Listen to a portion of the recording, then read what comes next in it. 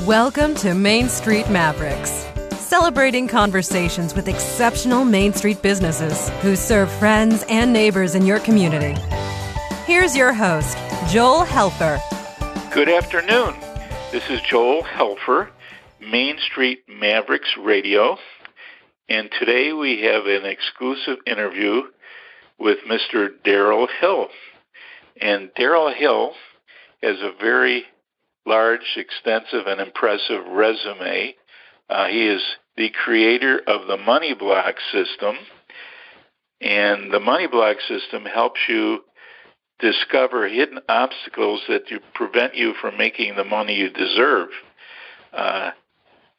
He's a graduate of the U.S. Naval Academy.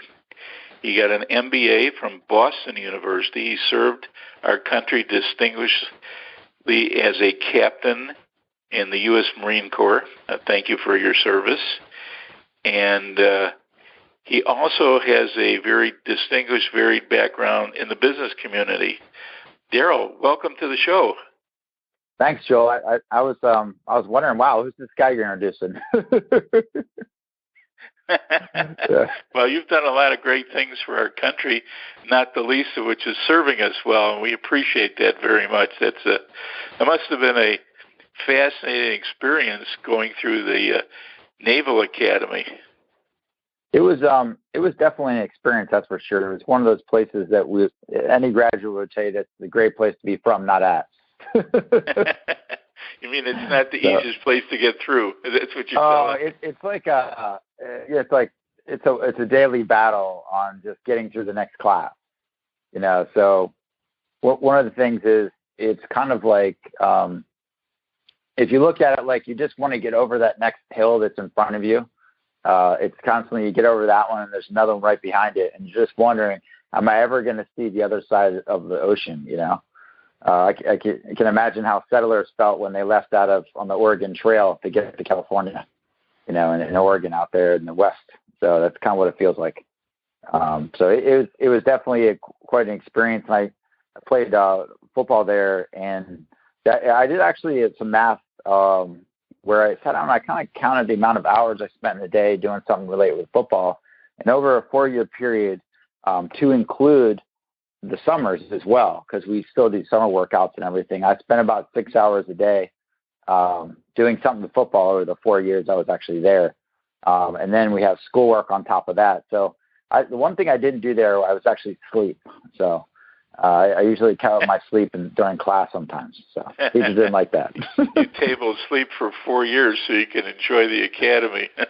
Pretty much, yeah. So I'm kind of trained now that people ask me now if I sleep now, and people are like, oh, I'm not getting enough sleep. I'm like, how long are you sleeping? They're like, 8 hours. I'm like, 8 hours.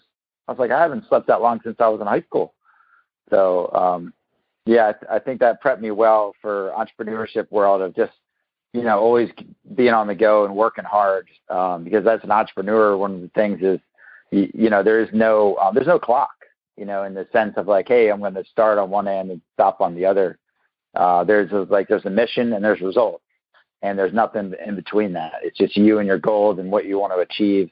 So that's one of the things around the entrepreneurship side of things. I think a lot of guys come out of the military and end up becoming entrepreneurs because they do want to be their own bosses. They do want to go out and utilize the same kind of skill sets they did in the military. I've got young corporals and Marines that have had tons of responsibility by the time they're 22, 23 years old, leading convoy operations overseas in Iraq and Afghanistan, and doing things where, if they make a mistake, everybody dies. Right. And just having that kind of pressure on them all the time.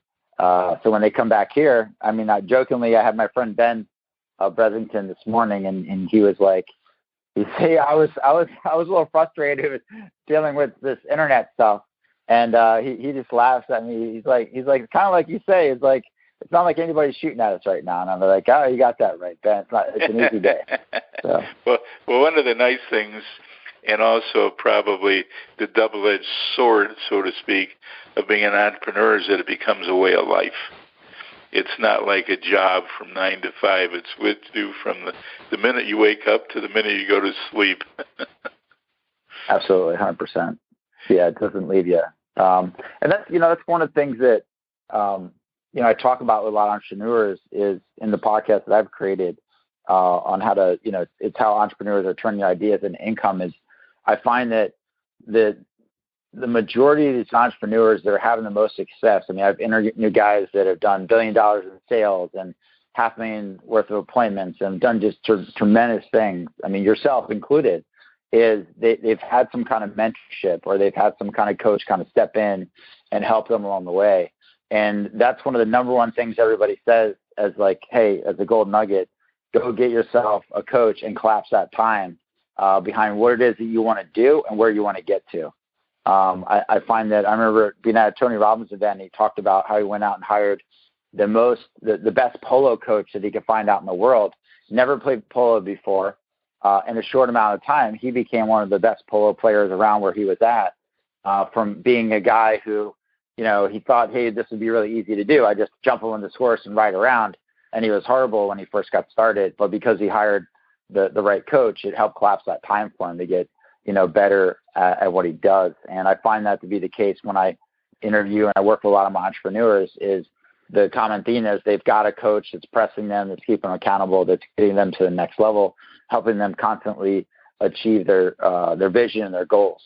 I think one of the things you shared with me, Joel, that I took away was you started that at a young age, and you had the family environment aspect behind it, where you grew up around it, and the other gold nugget I would just put a plug in for is, guys, if you read Rich Dad Poor Dad and read it over and over again, because that's one of the most common books that people read that book and it changes their mindset and it opens their mind up to possibilities about stuff that they could actually do, that they don't have to be a wage slave for the rest of their life. That they can go out and actually create their own success. Oh, there's no question about it, which kind of leads us to the topic for today. And you created the money block system, and that's what we want to talk about a little bit today, like how you created it and what the purpose of it and what you're trying to do to help people with blocks they have in handling money. How did this whole thing start for you, Daryl? That's a really interesting question. It started with me in the sense that I realized that there were some blocks that I needed to kind of work out. Leaving out of the Marine Corps, I ended up realizing after consulting, I was talking with a friend of mine that was a Navy SEAL, and he had a very successful business at the time, and that wasn't always the case. I mean, he was in charge of Panama. If anybody remembers back in the early '80s or during the Noriega conflict that they had, right. I probably didn't pronounce his name right, but he was actually the Marine, not the Marine, but the Navy SEAL on deck. That when the crap hit the fan, he was the one that guys were dying around him. And he had held himself responsible for that for about 20 years. He had retired out of the Navy SEALs. He was still working in the Pentagon as a big wig over there. And he went on to, get contacted back in 2005, 2006 time period when a lot of guys were going up to Bethesda and they were suffering post-traumatic stress. And the sailors and the Marines that were there, typically we kind of gravitate towards each other, especially we're more open to talk to each other because, you've been there and done that. So other guys are more, and they wanted to kind of hear his story and how he dealt with it, like afterwards. And when he went up there, the general pulled him aside after he was done talking to the Marines and the sailors that were up there. And he said to him, he's like, hey, man, you really need to get checked out by a professional for post-traumatic stress. And he's like, really? And he didn't even think about it, And when he shared that with me, I was like, wow. I was like, you know what? It kind of dawned on me that I've got the same kind of thing he had. He had like survivor's guilt from being over there, from being in that situation.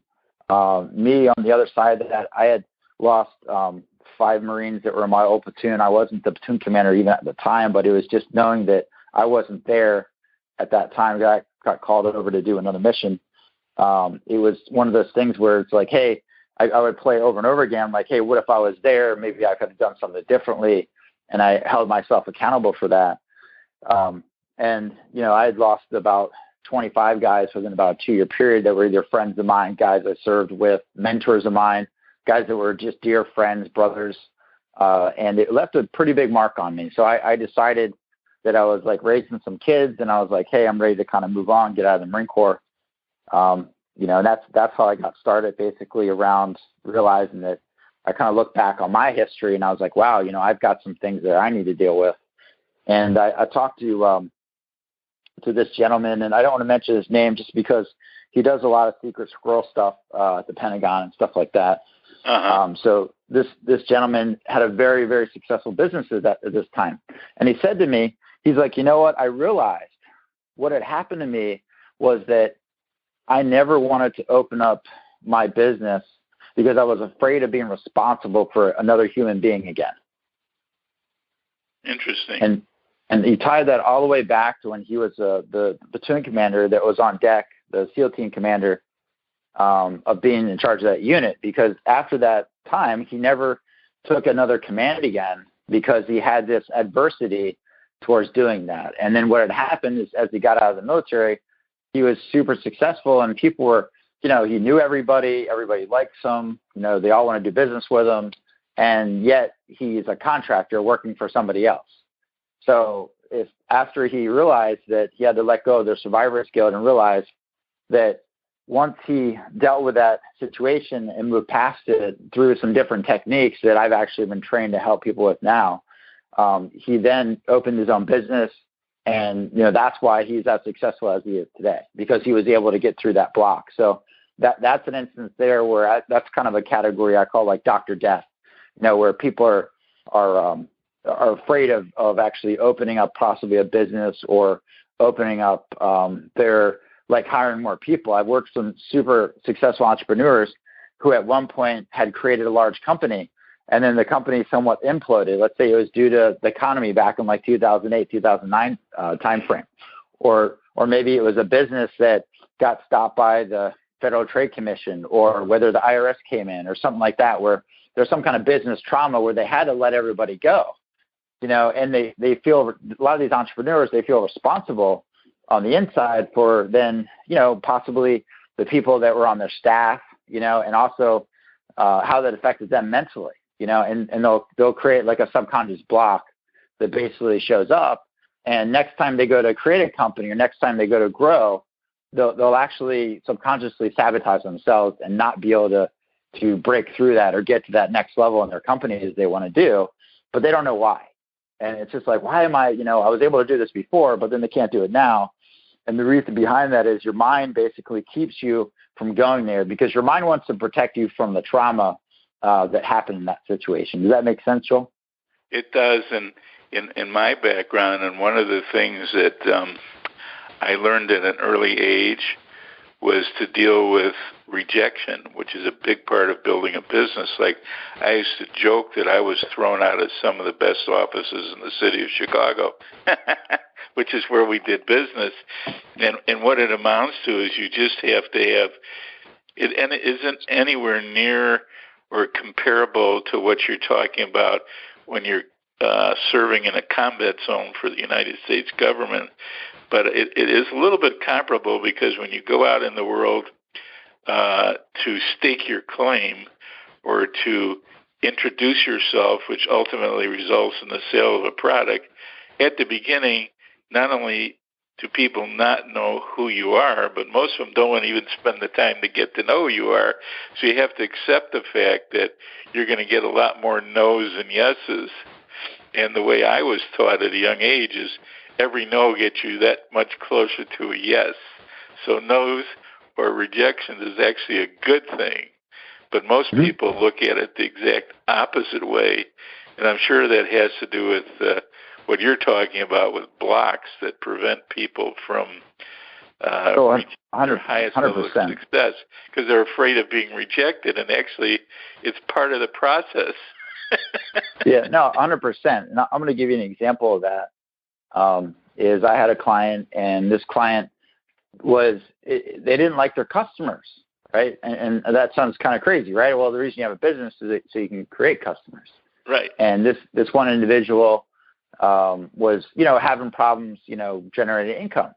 And he was at a point And he was at just such a low point that he was like, man, I need to do something. I don't know what I need to do. I'm confused. He had lost his vision for what he wanted to do. And when I sat down with him, I was like, all right, well, let's take a look at what's going on. So it turned out he had this belief in his mind that his customers didn't want to talk to him. Right. And I said, well, where did you get that belief from? And he had triggered this belief all the way back to when he was a kid, basically, when he would have somebody call their house. Well, back in the day, they didn't have the do not call list and some of that kind of stuff. They had telemarketing going on back in the heyday. And he would get a lot of phone calls at the house. And then his dad would pick up the phone and hear it was a telemarketer and slam the phone down. And then that's what the whole family did. So anytime somebody called like that, they would always slam the phone down. So then he had it in his mind that people didn't want you to call him on the phone. Now, this guy's a rock star at what he does. Absolute rock star. I mean, like, I literally called some of his clients with him on the phone, when he first got started. And all of a sudden, the people were freaked out that he was even calling. They're like, oh, my God, this is the real McCoy here. You're actually really talking to me. And he's like, yeah, And he didn't realize, that his customers really wanted to talk to him, And I was like, dude, can you see the difference? And he's like, holy cow. So we had to, go through and kind of rewire his mind around how he felt about, customers and how he felt about him calling people. Right. And once we did that, I mean, he brought in $30,000 worth of sales like that, just from calling his customers and talking to them and selling them different products that he has. And people were just excited to talk to him and wanted to buy his stuff. But he had this mental block, around that if he called a customer that he was going to be annoying them. So, once he got over that block, then he was able to make as much money as he wanted. Oh, there's no question about it. And one thing that is nice about what you're doing with your podcast that I've discovered recently is by interviewing people and just having these nice, friendly conversations like we're having now, and then recording them and publishing them all over the place, people actually listen to them, get a sense of who you are, what you're all about, and then they want to talk to you. And they start sending you inquiries or emails, or occasionally I actually get a phone call. Hey, I just listened to your interview. I want to talk to you. So that's exactly what you're talking about. And it's really, this is such a great medium, and it's something that I'm glad you're doing that you can incorporate into your money block system, because we need to talk about that a little more, like what are some of the criteria that you use to help people uncover those limiting beliefs and get the money that they're entitled to and they deserve. I really like that concept. Let's talk about that a little bit. Yeah, absolutely. And you're 100% right on doing the interviews like on a radio show and interviewing people and kind of getting their message out there. And one of the biggest things is, I've actually gotten people already hire me who I've called just to talk to. And my thing was, I have such an access to just some amazing marketers and business owners on the planet. I really do. And I was like, man, I'd really love to bring their minds out to everyday American who could never afford to spend $1,000 or $3,000 or $10,000 to talk to this person, like legitimately. Right. But yet they're all clients of mine and they're friends of mine, because when I work with somebody, ultimately we become very friendly, and people are always happy when I call them. So that's always a good thing. And I think that's one of the big things is, realizing once you're able to help somebody overcome something they haven't actually been able to see. So it's those invisible blocks that people have that I'm able to help discover what they are. So I've got a process I take them through with the money block system, where the first thing is you have to really discover where that belief came from. So somebody believes, in this instance, I'll just use about the telephone thing since we just talked about it. So we figured out, okay, well, they believe that if somebody calls them, so they discovered it from their childhood. Oftentimes things are linked back to original memories. And then the next cue is like, all right, when is that happening? When is that person firing that cue? What I mean by that is like when the awareness side of it, like when does somebody actually start to do that? So if you looked at it like a circle effect, and if you are driving your car, you're driving along and you see a red light. So automatically that's a cue to stop. and all of a sudden another cue fires and it's a green light, and all of a sudden you hit the gas pedal and go, and then all of a sudden you get a reward, so you're traveling, you get to where you want to go. So that's a really basic way to describe how somebody does something. So it could be like a fear, right? So in an instance here where the person was afraid if they call their customers and they were going to be pissing the person off, and this person doesn't want to piss anybody off and they want to hurt their feelings or cause any problems for him at their house, like it did at his house when he was a kid. So once we discovered what that was, then he became aware when he went to do that was when he would go to pick up the phone. So that was a cue for him to, okay, it was like the stop, the red light would come on and be like, all right, don't call this person because you're going to be affecting the family life and you don't want to do that because you value family so much, right? And he was like, so then he would stop. So he realized that's when he did that. So then the next part is the reprogramming side of it. So once you do the reprogramming side, that's where we go in and then, all right, well, let's figure out, okay, that's when you do that. So what is it you actually want in return for that? So instead of having the emotions the person actually does have around whatever the event is, we go through and really release the emotions that are associated with it and ask yourself really, it's like, all right, what was the lesson that I must take away from this, right? And that's the big thing is like, Joel, like in business, there's no failure, there's only feedback. So if somebody did something in business or marketing and it got you thrown out of the office, then you're probably not going to do that anymore, right? Right. You're probably, you learned in your business that, you guys put, got the donuts and the candy and stuff like that. People always wanted to see you guys, and they were always happy to see you when you came in the door. And they were expecting that, when the sale with your contracts you used to do with your business. So that was, one of those things where you got some feedback. Okay, I got thrown out, but if I eat donuts, people like me around. So let's form this, right? So the reprogramming side of it is very, very important because you have to, look back. Because anything your brain has actually learned, you can go back and unlearn, right? And let me give an example of that. So if you learned at one point that, especially in the military, when people go overseas and they're in combat situations and stuff, is their height of awareness is doubled, tripled, on such a peak state that they're very like on edge, right? Because their mind has to keep them at that level because it's got to be able to, take in all this huge amounts of information, split seconds to make a decision whether, do I enter this door or do I throw a grenade or how do I respond back to this guy who's shooting at me or whatever it is. Right. And they'll see things that normally they wouldn't see if they're more of a relaxed state and environment. So it's just a part of like being overseas and being in situations like that. So your mind needs to then kind of like come down from that situation, from whatever the past was, and something that you did possibly in the past is not necessarily the right thing to continue to do forward, because I wouldn't want to come back from overseas and be in that state of mind 24/7 after that, years on end, because then I'd wear myself out and I would just be exhausted mentally, physically, and emotionally. Because you'd be walking around, that's what you talk about. One of the symptoms around PTSD is you can tell somebody is they're constantly on edge or they're constantly looking around or they're constantly kind of like, it's almost like they have the jitters, with saying that. So the reason I'm sharing that is it's important to understand that something that you learned at one point in time might have been successful and helpful for you at that point in time, but it's not necessarily the best thing that you've used like moving forward.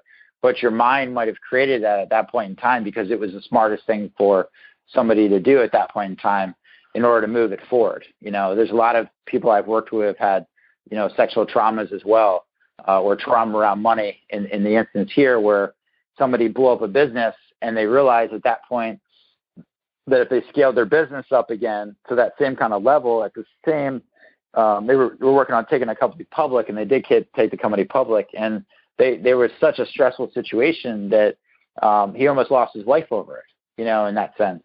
So it was so stressful, so he wanted to then reduce his stress. So in order to reduce his stress, well, that means he's going to reduce what he's actually doing workload-wise, and reduce the amount he was doing before in order not to himself, create the same kind of stress level he had before. So he had to go back and kind of like let go of the emotions that were associated with that event and all the things that actually happened. And then the next step and the final step in that process is the transformation side of things. So when somebody goes ahead and they transform their mind, that's when it's very important to structure out what it is the convincers are going to be for them in the future, right? So what I mean by that is like, it's almost like painting a picture. If I gave you a paint set and I said, all right, I want you to paint me your future out on the canvas. And at that point, the person does that, but they're just doing it in their own mind. So they paint out how they're going to feel, how they're going to look, what they're going to see, what things have actually transpired for them actually getting there, and then what it's like to actually be in that state. And for this gentleman, there were certain things he wanted to happen for himself in business and personal, certain, goals he wanted to have for his family. And, I heard from him. It was, we had worked together, and it was about 3 months that went by, and, he reached back out to me, and he wanted to update me on his life and what was going on. And as he walked around and he showed me his office, I started to laugh because I just laughed. I was like, so he laughing. I was like, well, I've already seen this. You already told me what it looked like 3 months ago. And then he started to laugh because he realized he had forgot about that even conversation and all the stuff that had come true for him. Because what had happened before was the business that he had originally that burnt down had almost caused him to have all that pain. But once he was able to get over all the pain and let go of the lessons, and so take away the lessons and release the emotion, and it helped him actually prepare himself forward. So now he's got a better life. He's got a better business. He's got everything's, on track for where he wants to be at. And that's what I really enjoy is afterwards, seeing the people and seeing the results they get.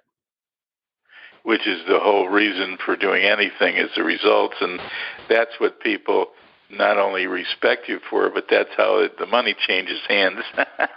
Yeah, no, absolutely. And I don't take no for an answer. When it comes down to it, it's like once somebody hires me, to work with them, they're going to get the result if they like it or not at that point. That's the way my thing is. Like, unless they quit or just stop doing whatever it is that we're talking about doing because they just give up, but that just never happens because I never give up. My motto, just like in the Marine Corps, is no Marine left behind. And that's how I feel too about when I work with my personal clients and stuff like that. And I do a personal guarantee, with what I do with people, because at this point in time, I've never worked with somebody that hasn't gotten some tremendous value out of what they've asked me for. Oh, that's excellent to know, and that's a real good way of not only working, but I call it a way of living, because those are concepts that make you unique and special.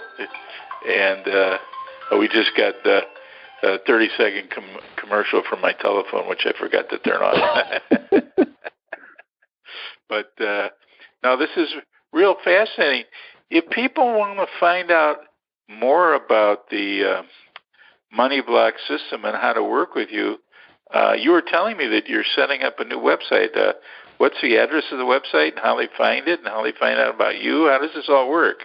Yeah, absolutely. So if you go to moneyblock.com, you're going to go on the website, and there's a quiz on there. Because what I did was, based on all the work I've actually done up to this point, worked with hundreds of entrepreneurs, I've been able to, look at the different patterns that people have, and then based on those patterns, there's certain blocks that actually show up. So by doing so, I ask some strategic questions based on, hundreds and hundreds of conversations I've had with entrepreneurs, and people who aren't entrepreneurs. Anybody that has issues around the money side of things. There's plenty of people that aren't entrepreneurs that have money issues where they keep either self-sabotaging themselves. They can't seem to actually get past they make the same money every month, but they keep trying to make more. Maybe they started a business and they're going backwards, but yet they're investing in themselves and they can't figure out why they're getting like blocked essentially to get to the next level. And what I've done is structure it in a way so when you take the quiz, it actually identifies who you are based on the way you answer the questions. And after you're done, then there's a video explaining possibly like who you are and then what you can do next at that point if you want to work with me or I've created a product around that. So if you're interested in taking a step forward, it's the process I normally do with somebody one-on-one. I have a recording of doing that with with my friend Nick James. Actually, he's an amazing entrepreneur as well. We're friends from Mastermind I'm a part of, and I came up with literally it's about 3 hours worth of content of me going through the whole system. So if somebody takes that system and puts it to use, then they're going to get some tremendous value out of it. the crazy part is like, I mean, I never know, like, is this stuff good? Is this what everybody wants? And then once they get a hold of it and they watch it and then they contact me like, wow, this is really good. I'm like, all right, awesome. You know, because it's like, I just never know until somebody watches it and give me feedback. So that's always cool to, when I get the messages from people, I'm like, all right, great. You know, this is working. It's helping people. And that's ultimately what I'm passionate about, is really, you know, making a difference and helping people overcome their money blocks. Because I know personally, I had my own money blocks I had to deal with around success and stuff like that, you know, around the survivors, you know, the Survivors Guild and stuff. And, you know, that definitely played a factor into me growing my business. So basically what you do is you help people overcome their misconceptions and the obstacles that they have to actually leading a better life, because money's only part of the story. Is that true? Yeah, that's correct. It's a byproduct. You know, people are always going to make more money when their mindset is actually, you know, projecting what they want in the future. I find that a lot of people will concentrate on, I call them NOT goals, like NOT goals, because they'll concentrate on like, I don't want to be in debt, or I don't want to be this, or I don't want to be that, and they're focused on the wrong things, you know, instead of focusing on. And I'm not saying, hey, you know, you're going to look outside and say there's no weeds, you know, in their garden. But I'm just saying, it's like, hey, all right, well, let's adjust fire here and look at, all right, well, what are you concentrating on? And what you'll find is that people need to concentrate, and in order to create the future they want, they must concentrate on things they have already in their mind. Because once they've been able to concentrate on their mind, they're able to get that to happen in fruition for themselves. It's not one of those like, hey, let's do positive thinking and let's meditate all the time and stuff like that. I'm like, no, there's some real work involved, in the sense of like, you need to really go in and work on your mind around helping reprogram it to make sure you're thinking the right way.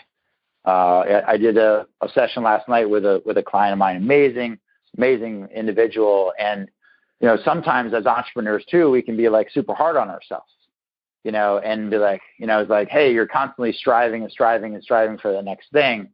And sometimes that's because of other reasons outside of, you know, just the business, you know. So that's things to think about, because oftentimes the people have these patterns that affect their business, but it also affects other areas of their life.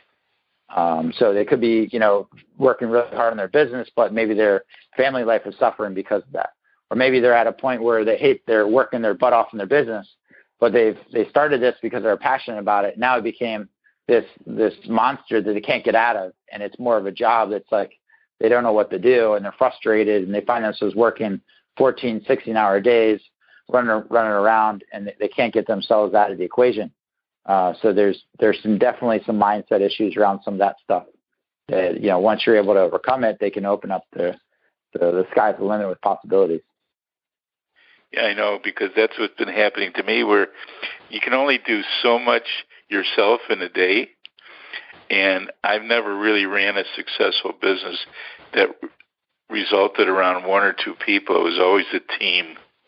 And I think that's a really good lesson. Particularly, there's this myth somehow with online marketing that you can do everything yourself, which is the furthest thing from the truth. Furthest thing from the truth. Yeah, there's no business out there where, you know, I mean, if you're thinking right now, well, I'll just get this one thing on the internet and I'll just sell it and do this. But there's so many facets to business. I mean, between, you know, there's people out there that they're really good at organizing things. And you know what? There's a place for them. You know, there's people that are really good at creating things, which is a place for them. And then there's people out there that they're good at just, you know, putting all the pieces together. And you realize really quick that if you don't have all three of those parts, you're not going to be able to drive your car down the road. You know, it's like, hey, I've got the engine over here and here's the tires. You know, well, you got to put the whole car together to be able to drive it. Well, there's no question about that. For the people who are listening to this, what's the one big takeaway, that the big result, or one of the results that your money block system gives people? What does it do for them? The biggest thing is clarity and breaking through any beliefs that are holding them back from the financial success that they want to have. And I'm sure that's different for each individual. And that's absolutely, because everybody has a different.